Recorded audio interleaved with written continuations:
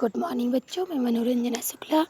आज हम आपको भीष्मस्य गुरु भक्ति पाठ 10 पढ़ाने जा रहे हैं, यानी भीष्म की गुरु भक्ति।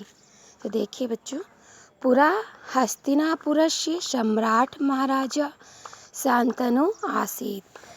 पहले हस्तिनापुर के सम्राट, या कह सकते हैं पुराने समय में हस्तिनापुर के सम्राट महाराज शांतनु थे। तस्य पुत्रः महावीरः महाधीरः महापराक्रमी दृढ़निश्चयी च भीष्म आसीत्। उनके पुत्र महावीर महाधीर महापराक्रमी दृढ़निश्चयी और दृढ़निश्चयी भीष्म थे, यानी उनके पिता बहुत अधिक वीर महाधीर महापराक्रमी दृढ़निश्चयी थे। पितु प्रीत्यर्थ भीष्मेण प्रतिज्ञा कृता आसीत् यत् अहम् आजीवनं ब्रह्मचर्य व्रतस्य पालनं करिष्यामि। पिताजी की प्रीत के कारण भीष्म जी ने प्रतिज्ञा की थी कि हम आजीवन ब्रह्मचर्य व्रत का पालन करेंगे। विधिवशात् एकदा काशी नरेशस्य पुत्री अम्बा निश्चयम् अकरोत् यत् अहं भीष्मेण सह एव विवाहं करिष्यामि। विधि के अनुसार एक बार काशी नरेश की पुत्री अम्बा ने निश्चय किया कि मैं भीष्म के साथ विवाह करूंगी। अस्मै विवाहाय सानेकान् प्रयासान् अकरोत्। उसने विवाह के लिए अनेक प्रयास किए, किंतु सा भीष्मस्य निर्णयस्य परिवर्तनं न कर्तुम् अशक्नोत्।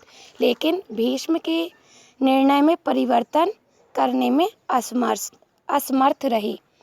तदा सा व्यथित हृदया भीष्मस्य आराध्य देवस्य गुरुवरस्य परशुरामस्य पार्श्वे गत्वा स्वनिश्चय व्यथा च निवेदया।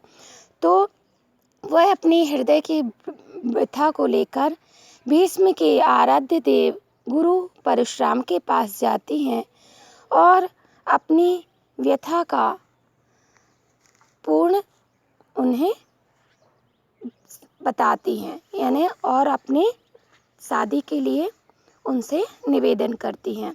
यानी वो अपने गुरुजी जो भीष्म पितामह के गुरु थे परशुराम, उनके पास जाती हैं और अपनी हृदय की व्यथा को बताती हैं और शादी करने का निवेदन करती हैं।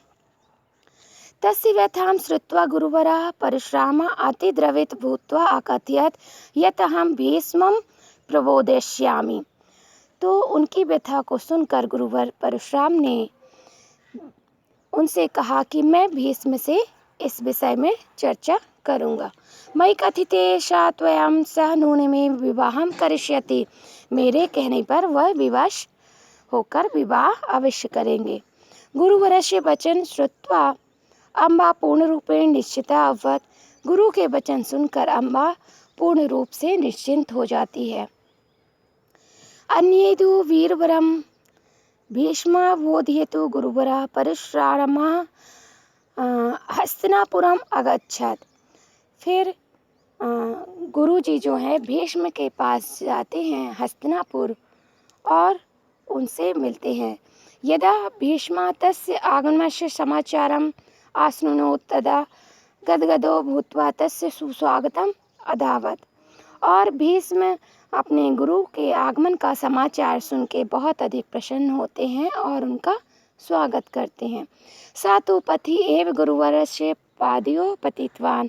और वह अपने गुरु के पैरों को धोते हैं। अति हर्षेण भीष्मस्य नेत्राभ्यम अश्रुधारा पतितो अरवत्। और बहुत अधिक हर्ष के कारण भीष्म के आँखों से आंसू की धारा बहती है। गुरुवरः अपि एतादृशं शिष्यं तस्य भावं च विलोक्य अति मुदित अभवत्। ऐसा देखकर गुरुजी जो है शिष्य की भाव को देखकर बहुत अधिक खुश होते हैं। भीष्म गुरुवरं राजधानी आनयत् तस्य च देवाभ्यम् अपि अधिकतरं सत्कारम् अकरोत्। भीष्म ने अपने गुरु को अपनी राजधानी में आया देखकर उनका देवताओं की तरह बहुत अधिक सत्कार करते हैं। पश्चात भीष्मः तस्य आगमनं कारणं पृच्छन् अवदत्, और इसके बाद भीष्म जो है उनके आने का कारण पूछते हैं। यत् अवदत् यत् आज्ञा प्रदत्त अहं तुभ्यं किं कुर्वाणि, आपने मुझे आज्ञा क्यों नहीं दी, आप मुझे ही बुलवा लेते। शिष्यस्य विनम्रता भाव च विलोक्य गुरुवरः परशुरामः अकथयत्। शिष्य के विनम्र भाव को देखकर गुरुवर परशुराम कहते हैं, त्वयम् अम्बायां सह विवाहं कुरु, तुम्हें अम्बा के साथ विवाह करना होगा। अहं तस्य वचनम् अददाति यत् तव विवाह अहं भीष्मेण करिष्यामि, मैंने उसे वचन दिया है, इसलिए तुम्हें उसके साथ विवाह करना होगा। इत कर्मणे भीष्म हतप्रभा महाचिंतित च अभवत्। यह सुनकर भीष्म जो है बहुत अधिक चिंतित हो जाते हैं। सहसा स वीरवरा हतप्रभा किम कर्तव्य मूढ़ च अभवत्, और अचानक ही वह यह परेशान होते हैं कि मैंने जो वचन दिया है तो उसका क्या होगा, कर्तव्य से मैं विमुख कैसे हो सकता हूँ। तो बच्चों नेक्स्ट चैप्टर की दूसरा पार्ट में अगले वीडियो में करूँगी। आशा है ये वाला पार्ट आपको समझ आ गया होगा। तो अभी तक मैंने जितना भी समझाया है उसे आप हिंदी से लिखकर मुझे सेंड करेंगे, ये आपका होमवर्क है। धन्यवाद।